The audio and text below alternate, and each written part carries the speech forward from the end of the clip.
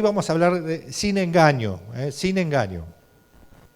Dice 2 Corintios 4:2, en versión Reina Valera, dice: antes bien renunciamos a lo oculto y vergonzoso, no andando con astucia, ni adulterando la palabra de Dios, sino por la manifestación de la verdad, recomendándonos a toda conciencia humana delante de Dios. Esta es Reina Valera. Voy por la NTV, que le aclara un poquito más. Dice: rechazamos todas las acciones vergonzosas y los métodos turbios. No tratamos de engañar a nadie ni de distorsionar la palabra de Dios. ¡Wow!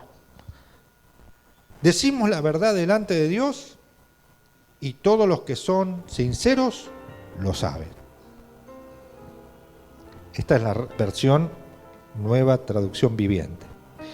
Habla un poquito mejor de esto, ¿no? Ese es un poquito mejor. Quiero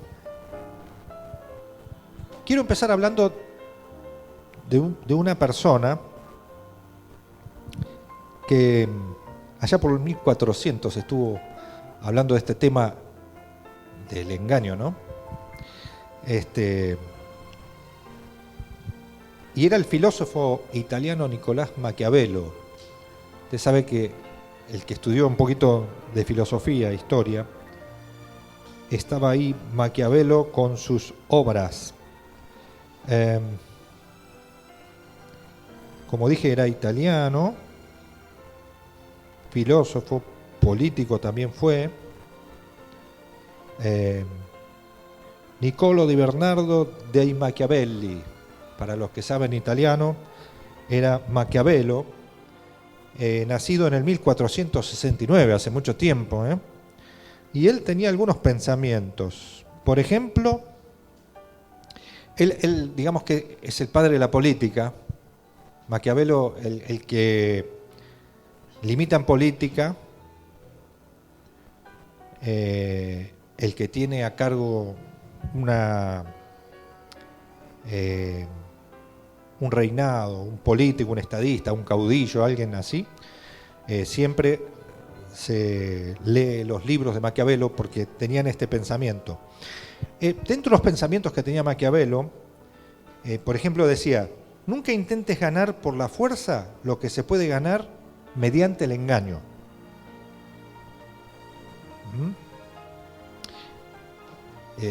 Esto se puede aplicar al arte, ¿no?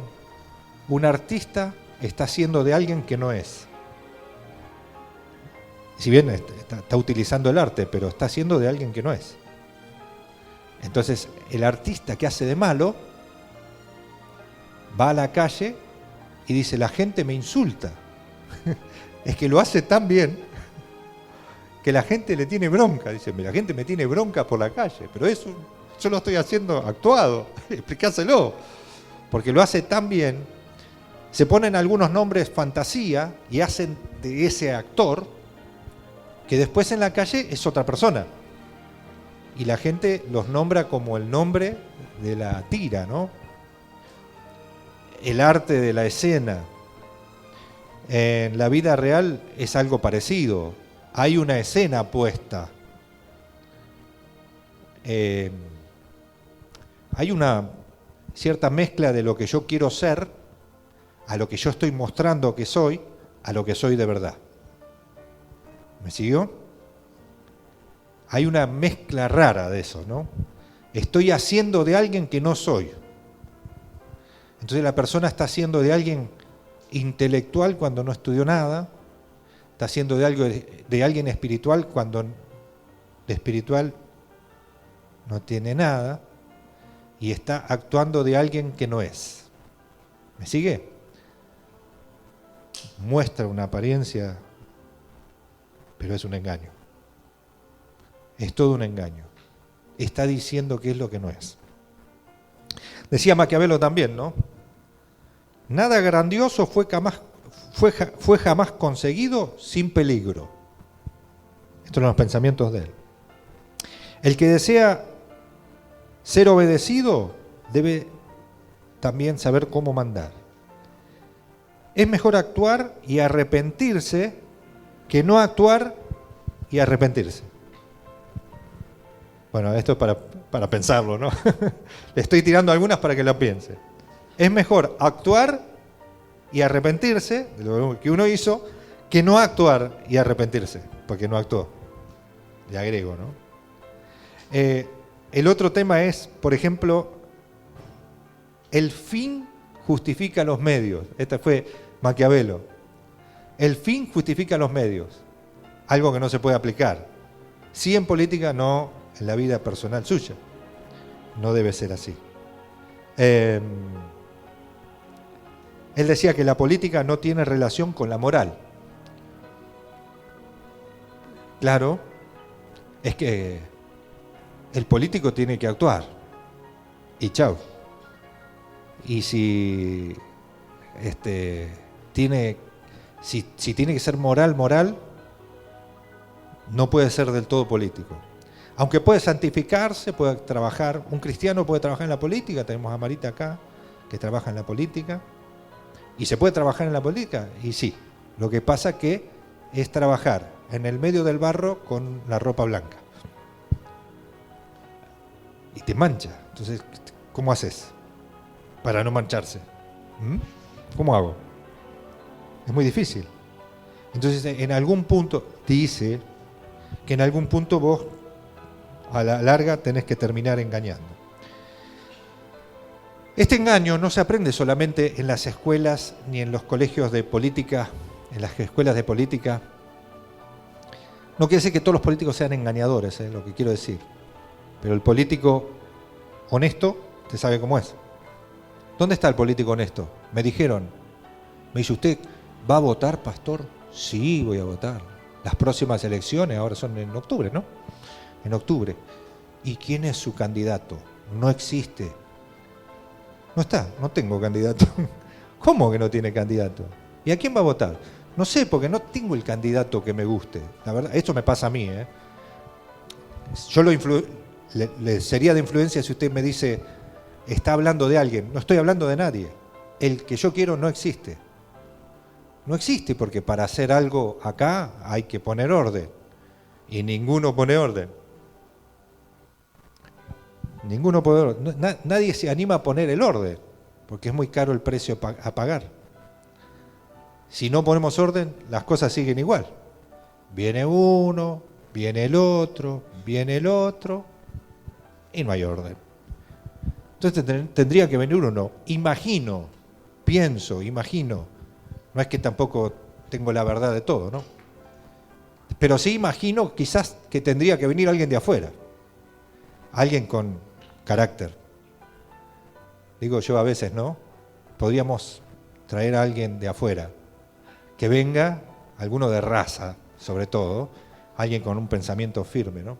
Y decir, señores, acá se termina todo y se corta se corta todo. Hasta que no venga alguien así, el sistema va a seguir igual. ¿Será posible eso? No sé. ¿Puede intervenir Dios? Sí. Puede intervenir Dios, puede cambiar todas las cuestiones.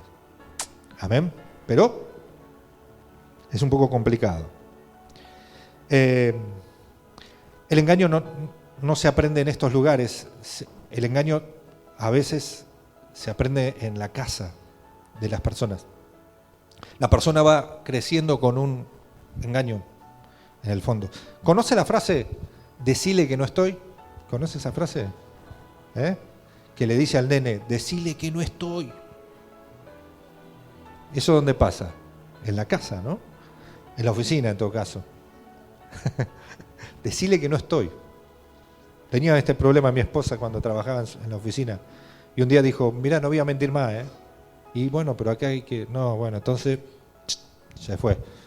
Y dejó de trabajar. Le decían, decile que no estoy. Decile que no vino. Y vino. Decile que no tenemos chequera. Y tiene chequera. Un montón de mentiras, ¿no? Bueno, entonces, esto es así. Vos le decís al nene, esto tiene que ser así, y el nene, que es muy perceptivo, ve que vos no lo haces. tenés que decirle, tenés que ser educado. Y él ve que sos maleducado por un montón de actitudes que vos tenés. Y entonces se desengaña. No te lo va a decir el chico, pero va a crecer con eso de que mi papá o mi mamá me dicen tal cosa que no hacen. La están actuando. Sobre todo en el ámbito de lo religioso. Se está dando acá en esta sala, el que está mirando por internet, un silencio hermoso. Este silencio quiere decir que alguno está recibiendo esto. El chico ve lo que está pasando y lo está aprendiendo. Lo aprende. Y hay ciertas cositas que están ahí en el medio que el nene lo va adoptando. Lo mismo que está haciendo papá, él lo va a terminar haciendo. El engaño está solamente en el mundo, porque los que viven en las cosas del Señor no engañan a nadie. ¿Amén? Los cristianos no engañan a nadie. Nunca estamos haciendo un engaño, jamás. ¿Cuántas chicas que salen del baño? ¡Qué bárbaro! Una cosa de loco. Baño para chicas. El cristiano no engaña nunca a nadie, ¿o sí? ¿Conoce algún cristiano que engañe? No. Todos trabajan en santidad. Trabajamos en santidad mismo. Pero los que están en el mundo son todos mentirosos y engañadores. ¿Sabe que no? ¿Sabe que no? Le voy a decir un ejemplo y con este va a quedar con la boca así. Porque el primer engañador, ¿sabe quién fue? El padre de la fe. El padre de la fe ya arrancó. Pero Abraham, el padre de la fe ya arrancó. Engañó a su mujer Sarai, que le dijera que su hermana, que era su hermana, así pudo hallar el favor de Faraón entrando en Egipto. Él entró en Egipto y para que no tener problemas le dijo, es mi hermana, cuando era la mujer. Ese fue Abraham. ¿Se acuerda usted de esto? ¿La sabía o no? ¿La sabía la historia? En aquel tiempo llegó a faltar comida en la región de Canaán. Era tan grave la falta de alimentos que Abraham se fue a vivir a Egipto, porque allá sí había alimentos. Cuando ya estaban en Egipto, Abraham le dijo a Sarai, no hay duda de que eres una mujer hermosa. Cuando los egipcios te vean y sepan que eres mi esposa, a mí me matarán y a ti te dejarán con vida.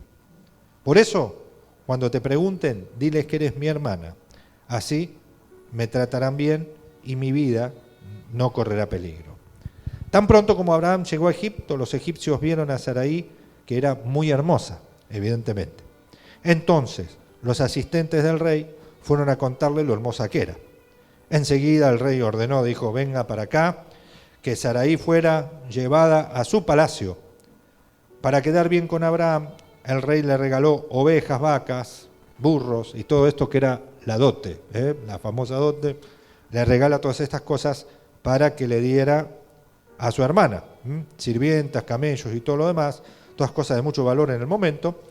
Todo esto no le agradó a Dios, todo esto no le agradó a Dios, toda esta mentira de Abraham no le agradó a Dios y por eso mandó graves enfermedades sobre el rey y su familia. De inmediato, el rey mandó a llamar a Abraham y le dijo, mira lo que has hecho. ¿Por qué no me dijiste que era tu esposa? ¿Por qué dijiste que era tu hermana? Imagínate si la hubiera tomado como esposa. Anda, toma a tu mujer y lárgate de aquí. Enseguida entonces el rey dio órdenes a los soldados que sacaran a Abraham de Egipto y los expulsaron junto a su esposa y todo lo que tenía. Menos mal que tuvo misericordia, porque la verdad que era para matarlo, ¿no? Tanto que se cuidaba de no matarlo, casi se muere por haber mentido, por haberse disfrazado. Se disfrazó de una cosa que no era. Y era Abraham, el padre de la fe. Qué loco, ¿no? Años más tarde, su hijo Isaac aprendió lo del papá. ¿Qué era lo del papá? Y el engaño. Recurrió al mismo engaño en Gerar, diciendo que Rebeca era su hermana. El mismo caso. Increíble. Habitó pues Isaac en Gerar, y los hombres de aquel lugar preguntaron acerca de su mujer. Y él respondió, es mi hermana. El mismo verso. El mismo verso de Abraham lo hizo Isaac. Lo mismo. Exactamente lo mismo. Una mentira. Diga mentira. Diga de nuevo, mentira. Así la tiene bien ubicada. Era una mentira. Es mi mujer. Pensando que tal vez los hombres del lugar lo matarían por causa de Rebeca. Pues ella era de hermoso aspecto. También esta era linda. Pero, elegían bien los muchachos. Eso es lo bueno que tenían. Elegían buenas mujeres. Dice, sucedió que después estuvo allí muchos días Abimelec, rey de los filisteos, mirando por la ventana, vio a Isaac que acariciaba a Rebeca. La va a acariciar a la hermana. Y llamó a Abimelec a Isaac y dijo, he aquí, ella es de cierto tu mujer. ¿Cómo dijiste que era tu hermana? E Isaac respondió, porque dije, quizás moriré con ella. Y Abimelec le dijo, porque nos has hecho esto. Por poco hubiera dormido alguno de mi pueblo con tu mujer y hubieras traído sobre nosotros ese pecado. Mirá cómo se cuidaban del pecado. Entonces, el mismo caso. El haber mentido para zafar de una cosa que al final no zafó para nada. Muy similar la intención a la de su papá. Y muy similar la intención a la de Rebeca también. Engañadora la tipa. ¿Por qué? Y porque ¿sabe quién hizo el guisado? Vio que el hermano de Isaac le vende la primogenitura por un plato de lentejas. ¿Sabían ustedes esto? Bueno, ¿quién hizo el plato de lentejas? Rebeca. Otra engañadora más dentro de la familia. Fíjate cómo se va extendiendo el engaño. Rebeca hace esto y le da a su hijo Isaac, a su hijo Jacob, para que él engañe a su hermano y de esta manera tenga su primogenitura, y le hizo un tremendo guisardo de lenteja terrible, que estoy con ganas de hacerlo de nuevo, ya se lo dije hoy temprano. Jacob creció con estos conceptos. Su mismo nombre se relaciona con la usurpación. ¿Qué quiere decir Jacob? Engañador. Él ya creció con esto. Los hijos de Jacob, orgullosos de que el padre era habilidoso para estas cosas, para no decir astuto, ¿no? Se transformaron en truanes, una palabra que, no sé si usted la conoce, esta palabra. ¿Qué es un truán? Había una canción por allá hace muchos años, yo era chiquitito, y había una canción que decía, soy un truán, soy un señor. Algunos ya lo saben esto. Truán, engañador. Alguien que le actúa y que muestra una cosa que no es. El truán, se hicieron truanes estos, así que engañaron a Siquem, enamorándolo de su hermana. Entonces le hicieron un verso a lo argentino. Che, qué silencio que hay. Me da cosa este silencio. Hicieron un verso a lo argentino, le dijeron, mira, hay que circuncidarse para entrar, digamos, en el mundo de lo hebreo. Para que ustedes se transformen en hebreo, hay que circuncidarse. Y claro, ellos se circuncidaron de acuerdo a la costumbre de los hebreos, pero esto llevaba un cierto cuidado, porque no era cualquiera que lo podía hacer, tenía que hacer alguien que lo sepa hacer. Y ellos lo hicieron ellos, ¿y qué pasó? Se murieron de infección. Es más, los mataron ellos y se quedaron con todo. Mirá qué engaño. Terrible, ¿no?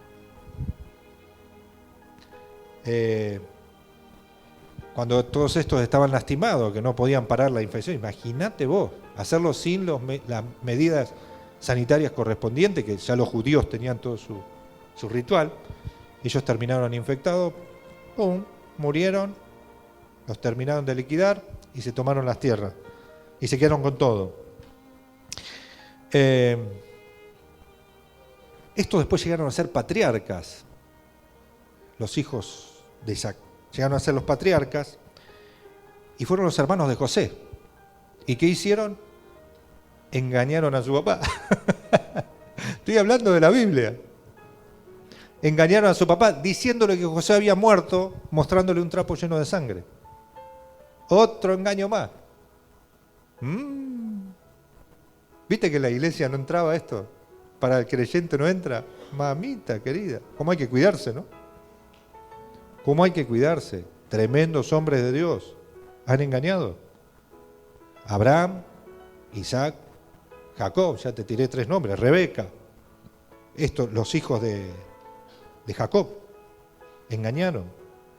Así que no son cosas de novela, son cosas que se gestan en el hogar, en la casa, en la familia, en el estilo de vida, en las normas que uno va teniendo, que van haciendo que estas conductas sean adquiridas por personas. Pero estas conductas hay que erradicarlas de nuestras familias. Y yo mientras yo estoy hablando, usted tiene que ir recibiendo de parte de Dios la revelación de esto. Y ahí cuando Dios le va a decir a usted, ¿dónde está el engaño en su familia? ¿Dónde está el engaño? Que probablemente no lo haya hecho usted. Su papá, su abuelo, vaya a saber. No es que mi abuelo pasó esto con esto. Que mi abuelo después se enteraron que tenía otra familia. No en mi caso, ¿no? Pero se enteraron que tenía otra familia. El tipo engañó a la familia toda la vida. Y tenía otra familia. Entonces, ese tipo de engaños andan dando vuelta por tu generación. Pensalo porque vamos a orar para romperlo. ¿Amén? ¿Quieres romperlo? Engaños que no tienen que ver solamente con la parte relacional. Hay engaños de otro tipo, de otra forma, que se van engañando, así, se van engañando, y esa forma de engaño están siendo parte de la historia de tu familia. No son casos de novela, son estilos de vida. Usted y yo tenemos que terminar con eso. Tenemos que terminar con eso. Mire, se traicionan los socios. Se dice una cosa, se hace otra. No, ya lo hablamos, hicimos una sociedad, pero después cuando nos sentamos a hablar, me sacó la parte que me dijo que me iba a dar. Se traicionan los matrimonios, que se hacen trampas unos con otros. Y entonces el hombre le dice a la mujer, no, yo no tengo nada que ver con esta chica, y él la sedujo para después traerla, y después cuando la mujer le ve el celular le dice, pero pará, ¿fuiste vos? ¿Cómo que no? Pasan distintas cosas. A veces nos sorprendemos, decimos, ¿cómo puede ser esto? ¿Cómo esté pasando esto? Así que una compañía de seguros, por ejemplo, una compañía de seguros tiene que decir lo que no es y simular a veces un choque para que le paguen al otro, y es toda una cuestión. Y entonces cuando vos decís, ¿cuánto te sale el arreglo del auto? Te sale 100, pero tenés que decir 130, porque si no, después te pagan el 70% y no lo cubrís. ¿Sabe eso usted? Sí. ¿Vive en esta sociedad o soy yo solo? ¿No se hace eso? Sí, se hace eso. Y te cuento los que chocan entre sí, para arreglar los choques. Simulado, ¿no? Simulado. Ni que hablar de las bolsas de cambio, cuando están anunciando una cosa que no es tan así. Ni que hablar de los empresarios cuando aumentan los precios mucho más arriba de lo que tienen que ir por las dudas y están mintiendo porque están ganando más. Ni que hablar de los canales de televisión. Cuando yo te cuento que el 90% de lo que usted ve en televisión es mentira, usted no me lo va a creer. Entonces pongo el canal, me pongo a hacer zapping, ting, ting, ting, y veo un canal que dice que en el país las cosas están de maravilla. Y doy vuelta al canal, 2 canales más. Y me dicen que estamos al borde del precipicio. ¿A quién le creo de los 2? No sé a quién creerle. Vuelvo, digo, vamos a agarrar una tercera opción. Vuelvo al otro y no está pasando nada. Y vuelvo al otro y hay una delincuencia, están matando a medio planeta. Decís, ¿y a quién le hago caso? Parece que Maquiavelo está ahí en el medio, ¿no? Se hizo todo maquiavélico, toda una mentira, una cosa farsante y están haciendo toda una historia. Me dice una persona ayer,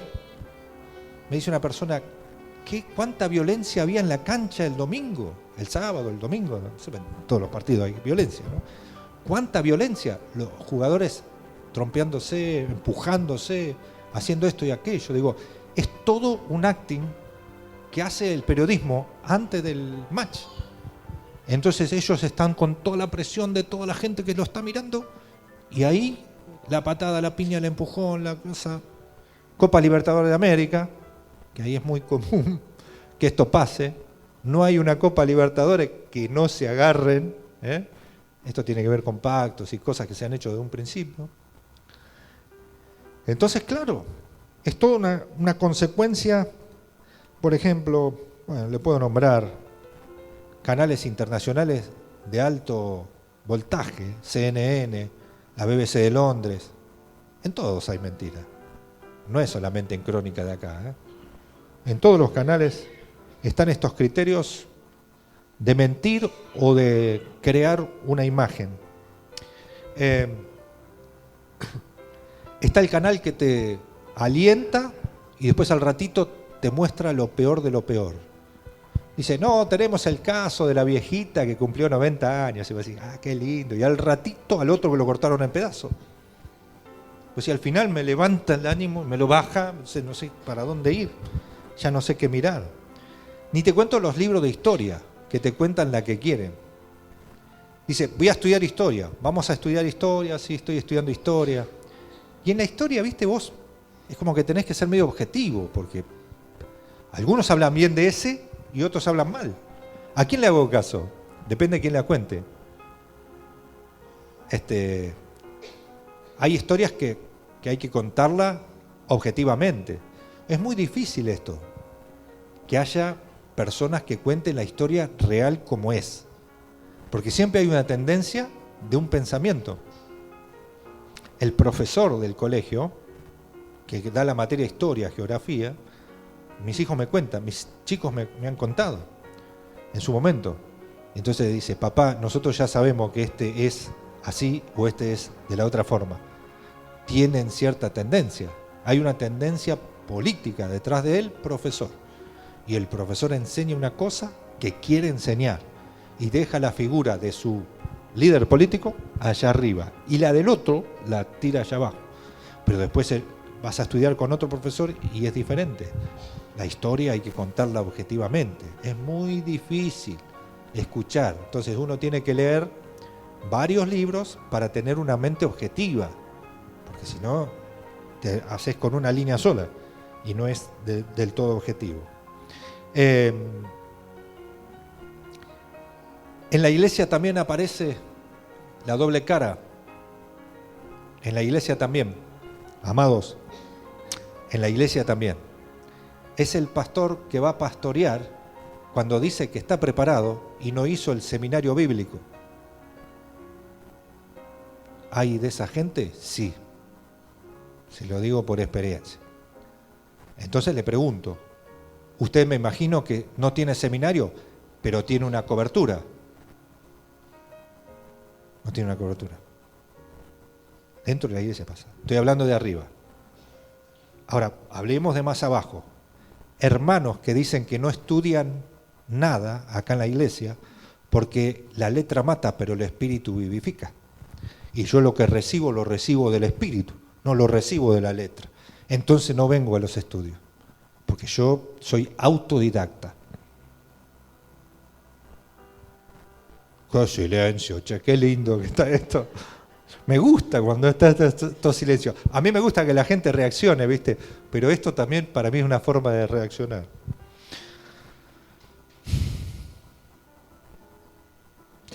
Nos volvemos expertos en buscar el engaño en el otro y dice, el hermano está engañando, pero vamos a mirar para adentro, a ver qué estamos haciendo. Porque de repente el hermano también el lunes, el martes ahora, porque mañana es el Día del Trabajador, el martes empieza a trabajar y le dice a la persona, yo le voy a hacer el trabajo, y no lo hace. El lunes estoy ahí a las 6 y a las 6 no está. Lo mintió, le mintió. Tampoco. ¿Qué decía el salmista a raíz de esto? Dice, líbrame de los que me son ocultos. Están pensando en su agenda personal, a veces ni él mismo está convencido. Salmo 7:14, ponémelo acá, ¿ver? Si lo puedo buscar acá. ¿Se puede? Salmo 7:14. He aquí, el impío concibió maldad, se preñó de iniquidad y dio a luz el engaño. Esto es lo que hizo el impío. Se preñó de iniquidad, sí, quedó embarazado y a la larga dio a luz engaño. Eso está en el ADN del ser humano, queridos hermanos. Hemos leído algunos ejemplos de hombres de Dios que han engañado y han sido de engaño. Quizás usted esté viendo esta realidad como algo irreversible, pero se puede revertir. ¿Amén? Diga un amén. Se puede revertir. En tu línea generacional quizás alguno ha engañado. De alguna manera nosotros nos vimos inmersos en ese engaño familiar. Se dice una cosa que no es. Se dice porque ya se dice hace tantos años que se dice una cosa, pero no fue tan así. Todo esto es revertible. En Juan capítulo 8, verso 32 dice, conoceréis la verdad. ¿Y la verdad qué va a pasar? Me va a hacer libre. Entonces, si la verdad me hace libre, qué bueno sería en este momento, cuando el Espíritu te muestre, renunciar a esa mentira. A la mentira generacional, familiar, personal. Cuando dije una cosa que no era, cuando prometí una cosa que no terminó siendo lo que yo había prometido, esto termina siendo así.